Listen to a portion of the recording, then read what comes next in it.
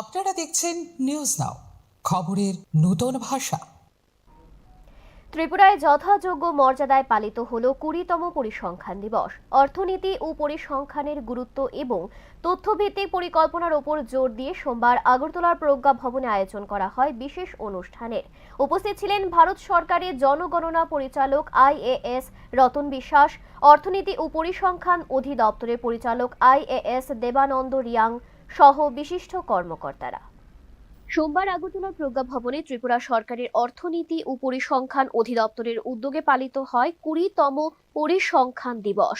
অনুষ্ঠানে উপস্থিত ছিলেন ভারত সরকারের জনগণনা পরিচালক IAS রতন বিশ্বাস, অর্থনীতি ও পরিসংখ্যান অধিদপ্তরের পরিচালক IAS দেবানন্দ রিয়াং, সহ অধিকর্তা S দেবরায় সহ অধিদপ্তরের অন্যান্য আধিকারিক এবং আমন্ত্রিত অতিথিরা।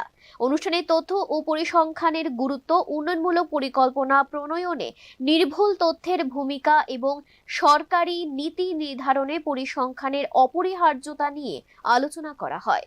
জনগণনা পরিচালক রতন বিশ্বাস রাজ্যে আগস্ট থেকে জনগণনা শুরু হওয়ার বিষয়ে বিস্তারিত ব্যাখ্যা করেন। তিনি বলেন, সঠিক এবং নির্ভরযোগ্য পরিসংখ্যানই একটি রাজ্য এবং দেশের সার্বিক উন্নয়নের ভিত্তি। Phase 1 will be conducted already date notified.